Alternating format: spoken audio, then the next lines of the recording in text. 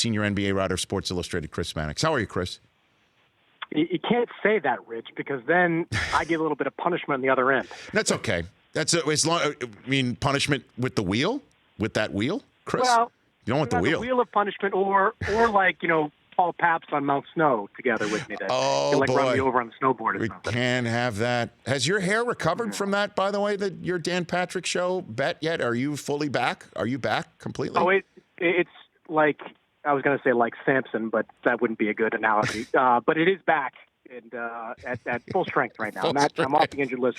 You're full strength. Okay. You're out of the penalty box. Okay, let's start with the Celtics. Obviously, since you are an NBC Sports Boston employee as well as Sports Illustrated, what did you make of Marcus Morris saying the Celtics are not having any fun, and all of us in the national media putting pieces together to say that this is their window of opportunity having been shut right now? Chris, what do you think? Well, it was surprising to hear. Look, he said on the end of a second straight double-digit, giving up a double-digit lead in a game to underwhelming teams, the Lakers and the Clippers. What was surprising was how he seemed to indicate that it wasn't just those past two games. It was, a little bit of everything. It was, the last 2 months maybe. But the bottom line with this team is that they just don't seem to be connected. And when I say that, it just seems like they've got a collection of young guys that are at one point in their careers and want to do things one way, and veteran players are at a different point in their careers and maybe see things a little bit differently. They've never quite made that connection between, and it's tough to call them factions, but between the two groups on that team, they've never seemed to make that direct connection and put it all together. Now, there's still a belief within the team that they can do that. And the evidence of that is you win back-to-back games. Philadelphia on the road was a huge win. Then you beat a Pistons team that's been fighting for the playoffs on the back end. So they've proven that they can do it when they get their act together. It's just there's never any consistency with this team, as evidenced by the last couple of weeks. And Kyrie going back and forth between voicing love for Boston and then saying he doesn't owe anybody anything, and then also having a realization about LeBron and what LeBron's tough love was actually attempting to do, and him calling him to apologize. Where's the temperature on Kyrie right now? It's really hard to gauge. You talk to people within the organization, and some have a steadfast belief that if Kyrie Irving, you have to remember, has had 3 knee surgeries in the last few years, if he gets a full 5-year max contract off from the Celtics, which will push him, I think, close to $200 million, that he's going to take that.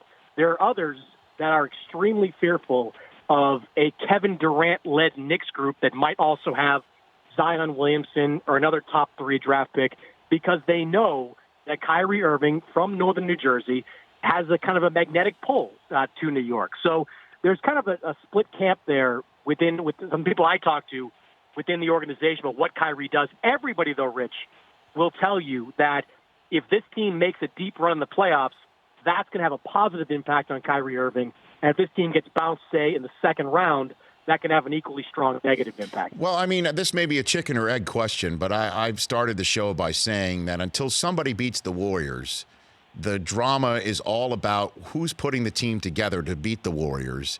And if they can use a Warriors player in free agency to do it, all the better. And until that happens, we're just going to be wondering about trade deadlines and impending free agency during the playing season, just to keep us occupied while we're all assuming the Warriors are going to win it all. How much of the decision-making has actually been made, since everybody thinks Durant's going to the Knicks and Kyrie might follow and Klay Thompson might come to the Lakers if Anthony Davis can somehow go there? How much of this has actually already been decided in their respective camps, best you can tell, Chris? I'm skeptical that anything has been decided. The strongest connection you could make is Durant and the Knicks, because the Knicks, after swearing for the last year plus that they wouldn't behave exactly like they just did, turned around and went all in on free agency for the second time in a decade. Now, we all know how that worked out back in 2010. This time around, they took a massive risk in dealing away Kristaps Porzingis, a potential franchise player, to get them into that double max free agency space. So you read the tea leaves there, Rich, and something has to tell you that the Knicks feel comfortable that Kevin Durant's going to go there. But anyone that's been involved in the free agency process, either covering it or a part of it, knows that these meetings are incredibly impactful. I mean, Kevin Durant chose between Oklahoma City and Golden State in part because of what happened in the Hamptons and the meeting there and really feeling comfortable with that group. What happens if the Knicks have a meeting and they act like they did in 2010, which was completely unprepared for having that type of meeting with a Dwayne Wade or a LeBron James? Dwayne Wade said, after the fact, that he didn't think after that meeting that the Knicks were ready to take that team to the next level. What happens if Kevin Durant does that and sees that from New York? So I'm just skeptical that anything has really been decided until these guys sit down with these teams and hear the full pitch. Well, and then obviously Chris Mannix of Sports Illustrated here on the Rich Eisen Show. What happens with Anthony Davis is going to be paramount, and he essentially said on NBA TV it could be anybody. Everybody's on his list except New Orleans right now, and that anything can possibly happen. The only thing that we know for sure is he's out of New Orleans, and when he does it, it's going to be a very nice Instagram farewell as well. Chris, this basically is what he said. Yes, that's big in the 21st century. Yes, it is.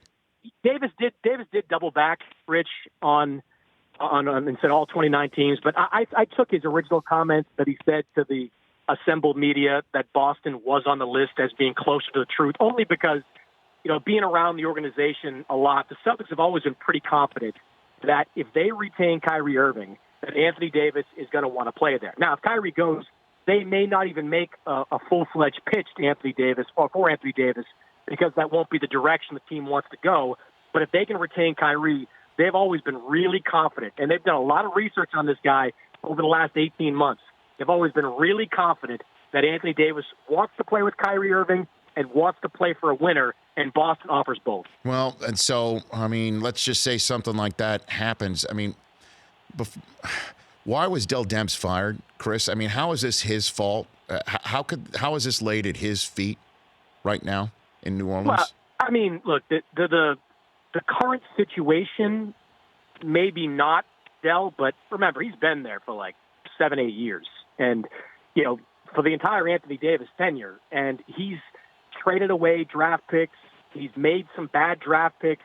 He's made some bad contract signings. I don't know that Dell's, this was an Anthony Davis and his team led effort to kind of force this whole mess that it turned out to be. But up until this point, the reason Anthony Davis, or big reason Anthony Davis wants out, is because this team they haven't built a winner around it. And that to me was the big reason why Dell was let go. And I said this weeks ago that if you're going to trade Anthony Davis, you either have to commit to Dell Demps or find somebody else, because you do not want somebody making a Herschel Walker type of deal that could revamp your franchise or screw it up forever. You don't want that person to be a temporary guy. Yeah, but who's going to raise their hand and say, I'll take the job trading Anthony Davis and then deal with the I think there's leftovers? I think there's going to be a lot of people, Rich. You do? Rich, I really think there's going to be a lot of people. Because look, on the surface, it's not a great job. But I made the Herschel Walker, comparison. Look what the Dallas Cowboys turned out to be after making that deal. You're going to get back the most substantial trade package in NBA history. At least you should. In terms of players, draft picks, cap relief, you're going to have a chance to revamp your team with the assets Anthony Davis gets, to the point where this Pelicans team, if this deal's done right, they could be in the playoffs in a couple of years, and they could be trending towards a winning situation in a few years. So I think the job's a lot more appealing than people think. Okay, and do you think they end up getting a better deal than the one that the Lakers put on the table? If they don't, they'll get the exact same deal. The Lakers aren't going to, screw around with this, and if they think Boston's out, look at what could happen before a Laker deal gets consummated. What if Kawhi Leonard decides to stay in Toronto? Is that going to embolden another team? Maybe it's Chicago. Anthony Davis is from the area. Maybe Chicago says, look, we'll put Lauri Markkanen and Chris Dunn and a few draft picks into it. You don't want to roll the dice if you're the Lakers. So at a bare minimum, Rich, yeah, I think it's going to be the exact same offer, if not stronger, if the Pelicans play it right. All right, Mannix, and before I let you go, I know you're not usually a rumor mongerer, but I'm going to throw it out here. What's the craziest rumor you heard in Charlotte with everybody there in town and all the agents and general managers and members of the media just gossip? What's the craziest one that you heard? I'll have to stop you right there, Rich, because with the trade deadline moved up, I am formally done with All-Star Weekend. What do you mean? So if you want to know what the weather was like in St. Thomas over the last 4 days, you didn't go to the All-Star game, huh? It's just it's like Super Bowl. It's just a big party, and that's fine. But I'd rather go somewhere warm. Trade deadline's done. You actually used the break for yourself, Chris? Really? I did. I was selfish, and I figured I wouldn't miss much in the buyout market, and it turned out to be correct. So missing out on a great ending to the skills competition didn't really bother me. There is an eye in Chris and Mannix, and Illustrated. Yeah, damn right. Thanks, Chris. Let's chat again soon, certainly when you come out here to Los Angeles, as I'm sure you will. Anytime, Rich. You got that. That's at SI Chris Mannix here on The Rich Eisen Show. The Rich Eisen Show, weekdays at noon Eastern on Audience.